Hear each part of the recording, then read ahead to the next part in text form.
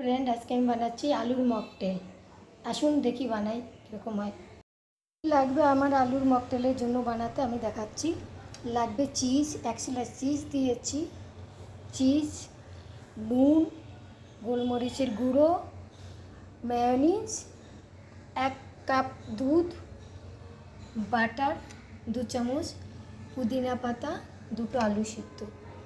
তো আমি প্রথমে দুধটা ঢেলে দিচ্ছি মিক্সিতে, পুরো দুধটাই, এখানে 1 কাপ দুধ আছে বড়। এরপরে আমি দিচ্ছি 2টো আলু সিদ্ধ। আমি এবারে দিচ্ছি 2টো পুদিনা। আমি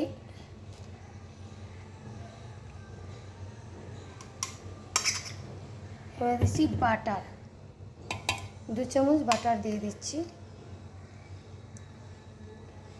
আর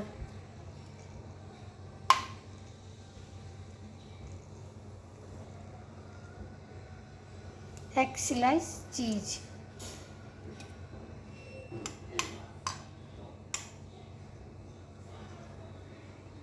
গোলমরিচের গুঁড়ো অল্প,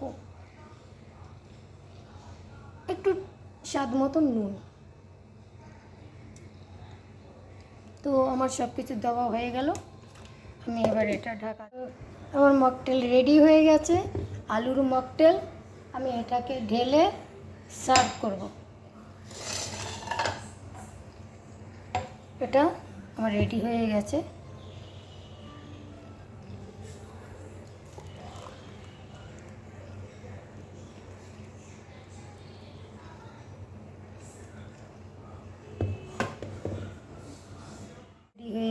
মকটেলটা, আলুর মকটেল দেখুন সুন্দর হয়েছে, আপনারাও বানাবেন।